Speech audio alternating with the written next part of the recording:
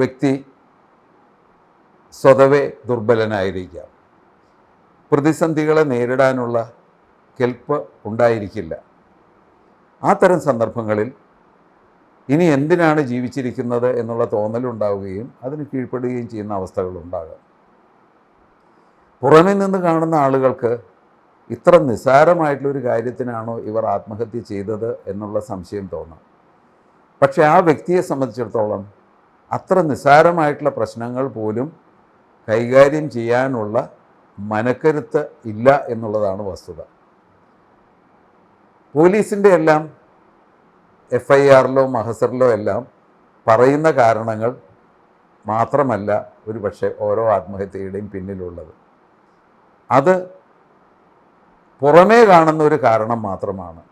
ആ കാരണവുമായി ചേർന്ന് ഒത്തിരി ഘടകങ്ങൾ വരുമ്പോഴാണ് ഒരു പക്ഷേ ഒരു വ്യക്തി ആത്മഹത്യയിലേക്ക് നയിക്കപ്പെടുന്നത്. ഉദാഹരണത്തിന്, ഒരു ആത്മഹത്യ സംഭവിക്കുന്നു, ഒരു ചെറുപ്പക്കാരിയുടെ ആത്മഹത്യ നടക്കുന്നു. അതിൽ പോലീസ് കണ്ടെത്തുന്ന കാരണം പ്രണയനൈരാശ്യമായിരിക്കാം. പക്ഷേ പ്രണയനൈരാശ്യത്തോട് ഈ രീതിയിൽ പ്രതികരിക്കുന്ന ഒരു ശൈലി ഈ യുവതിയിൽ ഉണ്ടാക്കിയിട്ടുള്ളൊരു വ്യക്തിത്വത്തിൻ്റെ ഘടകം ഉണ്ടായിരിക്കാം. ഈ പ്രണയനൈരാശ്യം ഉണ്ടാക്കിയിട്ടുള്ളൊരു കടുത്ത വിഷാദം ഒരു പക്ഷേ ആ യുവതിയെ ഒരു വിഷാദ രോഗാവസ്ഥയിലേക്ക് എത്തിച്ചിട്ടുണ്ടായിരിക്കാം. ഇതെല്ലാം കൂടി ചേരുമ്പോഴാണ് ഈ ആത്മഹത്യ ശ്രമമോ അല്ലെങ്കിൽ ആത്മഹത്യയോ ഉണ്ടാകുന്നത്. അപ്പോൾ ഈ യുവതിയുടെ കാര്യത്തിൽ പോലീസ് പറയുന്ന കാര്യം പ്രണയനൈരാശ്യമാണെങ്കിൽ പോലും അതിൽ വ്യക്തിത്വത്തിൻ്റെ ഘടകങ്ങളുണ്ട്, മാനസിക രോഗത്തിൻ്റെ ഘടകങ്ങളുണ്ട്, സാമൂഹികമായിട്ടുള്ള പശ്ചാത്തലത്തിൻ്റെ പ്രശ്നങ്ങളുമുണ്ട്.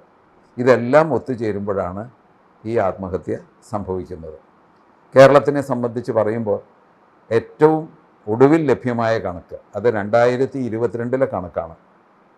ആ കണക്ക് പ്രകാരം കേരളം ആദ്യമായി ആത്മഹത്യകളുടെ എണ്ണത്തിൽ 10,000 കടന്നു. നമ്മുടെ ആത്മഹത്യാ നിരക്കിൻ്റെ തോത് ലക്ഷത്തിന് 28.5 എന്ന തലത്തിലേക്ക് നമ്മൾ ഉയരുകയാണ് ചെയ്തിരിക്കുന്നത്. കേരളത്തിലെ പൊതുബോധത്തിൻ്റെ മാനസികാവസ്ഥകളിൽ ആത്മഹത്യയെ ഒരു പരിഹാരമാർഗമായി കാണുന്ന ഒരു പ്രവണത ഉണ്ട് എന്ന് തന്നെയാണ് തോന്നുന്നത്.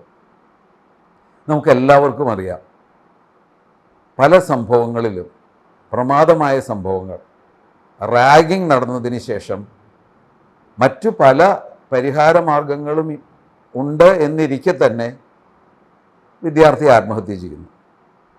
അപ്പോൾ ബദൽ കാര്യങ്ങളെക്കുറിച്ച് ആലോചിക്കാൻ പോലും പറ്റാത്ത രീതിയിൽ മനസ്സ് വിഷാദമുഖമാകുന്നു, മനസ്സിൽ കാർമേഘങ്ങൾ നിറയുന്നു എന്നുള്ളതാണ് ഇതിലെ ഏറ്റവും വലിയ വൈരുദ്ധ്യം. നോക്കിയാൽ ഒരു പക്ഷേ പല പരിഹാരമാർഗങ്ങളും ഉണ്ടാകാം. ഇവിടെയാണ് തിരിച്ചറിയുക എന്നുള്ളത് പ്രധാനമാകുന്നത്. തിരിച്ചറിഞ്ഞു കഴിഞ്ഞാൽ എന്ത് ചെയ്യണം എന്നുള്ള ചില കാര്യങ്ങൾ ഒക്കെ പ്രസക്തിയേറുന്നത്. ആത്മഹത്യാ പ്രവണതയുള്ള ആളെ തിരിച്ചറിയാമോ? സാധാരണഗതിയിൽ ഒരു ആത്മഹത്യ സംഭവിച്ചു കഴിയുമ്പോൾ അവരുടെ ഉറ്റവരും ഉടയവരും പറയുന്ന ചില കാര്യങ്ങളുണ്ട്. അവൻ 1 മാസമായിട്ട് അധികം സംസാരിക്കാറില്ലായിരുന്നു, പഴയ പ്രസരിപ്പില്ലായിരുന്നു, ഇടയ്ക്കിടയ്ക്കൊക്കെ മുറിയിൽ അടച്ചിരിക്കുമായിരുന്നു, എന്തെങ്കിലുമൊക്കെ പറയുമ്പോൾ ജീവിതം ശൂന്യമായി, എന്തിനാ ജീവിച്ചിരിക്കുന്നത് എന്നുള്ള രീതിയിലുള്ള വർത്തമാനങ്ങൾ പറയുമായിരുന്നു. പണ്ട് ആസ്വദിച്ചിരുന്ന പല കാര്യങ്ങളും അവൻ ആസ്വദിക്കുന്നുണ്ടായിരുന്നില്ല, സിനിമ കാണാൻ പോകുന്നുണ്ടായിരുന്നില്ല, കൂട്ടുകാരുമായിട്ട് പുറത്ത് കറങ്ങാൻ പോകുന്നുണ്ടായിരുന്നില്ല, നിസ്സാര കാര്യത്തിന് ദേഷ്യപ്പെടുകയോ കരയുകയോ ഒക്കെ ചെയ്യുന്ന തരത്തിലുള്ള ചില പ്രവണതകളുണ്ടായിരുന്നു. ഇതെല്ലാം ഒരു ആത്മഹത്യയോ ആത്മഹത്യാ ശ്രമമോ നടന്നതിന് ശേഷമാണ് പുറകോട്ട് നോക്കി ഉറ്റവരും ഉടയവരും പറയുന്നത്. എന്തുകൊണ്ട് നമുക്ക് ഈ തരത്തിലുള്ള ആളുകളെ തിരിച്ചറിഞ്ഞുകൂടാ? എന്തിന് ഇവർ ഒരു ആത്മഹത്യാ ശ്രമത്തിലേക്കോ ആത്മഹത്യയിലേക്കോ പോകുന്നത് വരെ നമ്മുടെ ഉൾക്കണ്ണ് തുറക്കാതെ നിൽക്കേണ്ട കാര്യമെന്ത്? ആത്മഹത്യാ പ്രതിരോധത്തിൽ ഏറ്റവും പ്രധാനപ്പെട്ടിട്ടുള്ള കാര്യം നമുക്ക് ചുറ്റുമുള്ള നമ്മുടെ പ്രിയപ്പെട്ടവർ, അത് കുടുംബാംഗങ്ങളായിരിക്കാം, സഹപ്രവർത്തകരായിരിക്കാം, കൂടെ പഠിക്കുന്നവരായിരിക്കാം, അവരിലുണ്ടാകുന്ന ആത്മഹത്യാ പ്രവണതയുടെ സൂചനകൾ തിരിച്ചറിയാൻ നമ്മൾ പഠിച്ചിരിക്കണം. മനക്കണ്ണ് തുറന്ന് ആർദ്രതയോടെ നമുക്ക് ചുറ്റുമുള്ള ആളുകളെ നിരീക്ഷിക്കാൻ തുടങ്ങിയാൽ ഈ വക മാറ്റങ്ങൾ തിരിച്ചറിയാൻ പറ്റും. ഉത്സാഹത്തോടെ തിമിർത്ത് നടന്നിട്ടുള്ള നമ്മുടെ പ്രിയപ്പെട്ടയാൾ പെട്ടെന്ന് ഉൾവലിയുന്നതായിട്ട് കാണും. എന്തെങ്കിലുമൊക്കെ സംസാരിക്കുമ്പോൾ ഇനി ജീവിച്ചിരുന്നിട്ട് എന്ത് കാര്യം എന്നുള്ള രീതിയിലുള്ള വർത്തമാനങ്ങൾ പറയുന്നുണ്ടാവുക.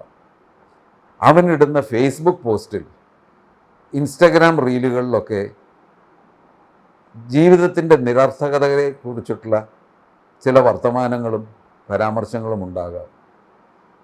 പെരുമാറ്റത്തിലും വ്യത്യാസങ്ങളും ഉണ്ടാകാം.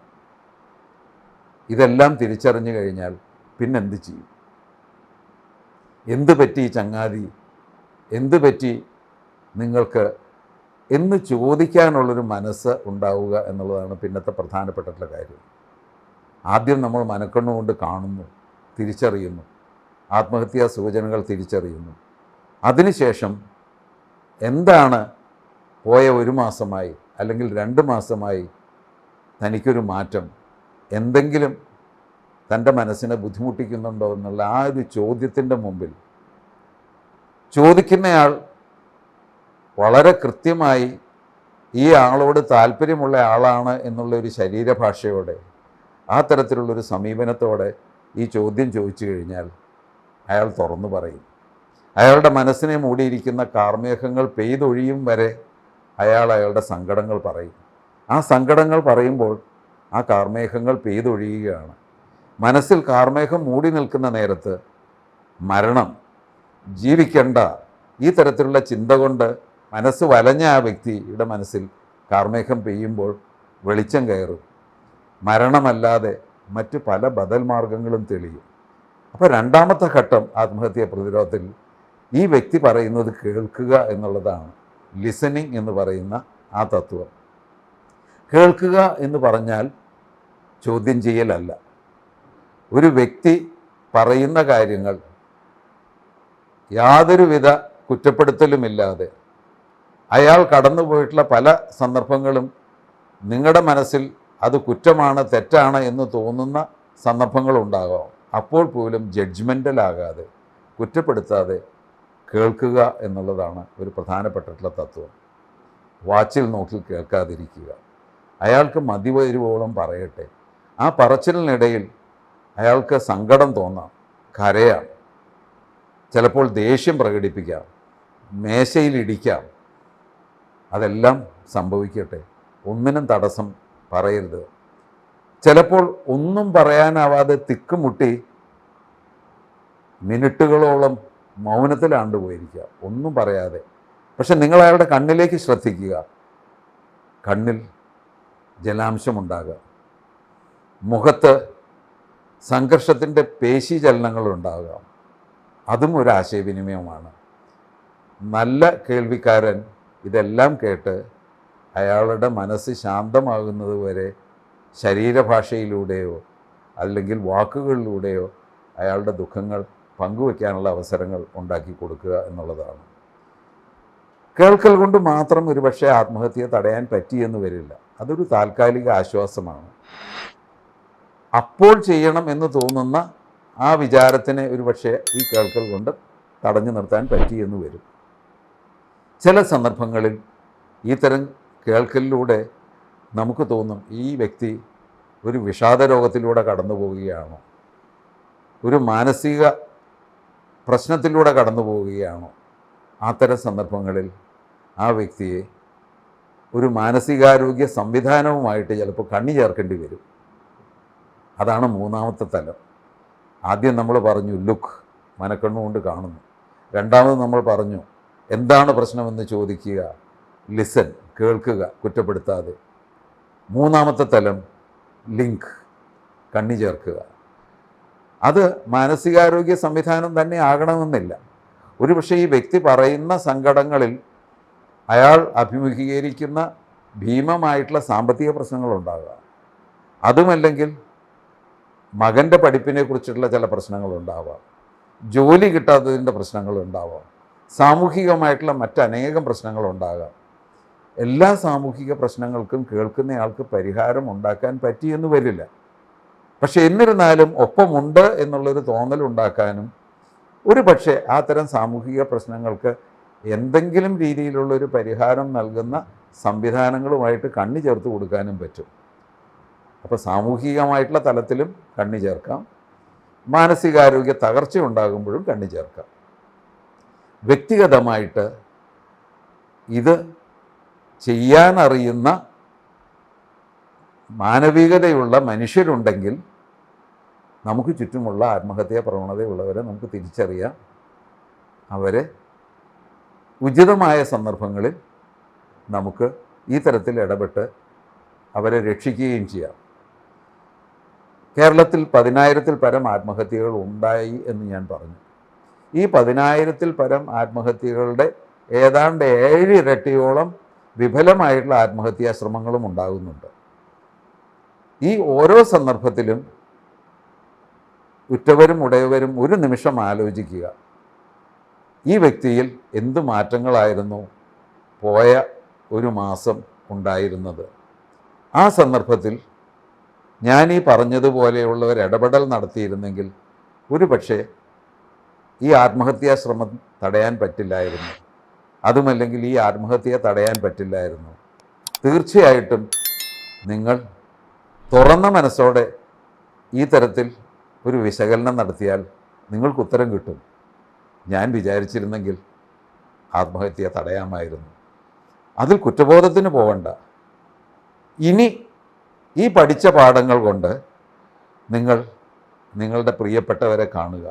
അവർക്ക് ആർക്കെങ്കിലും മനക്കണ്ണ് തുറന്നു കാണുമ്പോൾ ആത്മഹത്യാ പ്രവണതയുടെയോ വിഷാദത്തിൻ്റെയോ ജീവിതം അവസാനിപ്പിക്കണമെന്നുള്ള ചിന്തയുടെയോ ഒക്കെ നിഴലാട്ടമുണ്ട് എങ്കിൽ തീർച്ചയായിട്ടും കേൾക്കുക.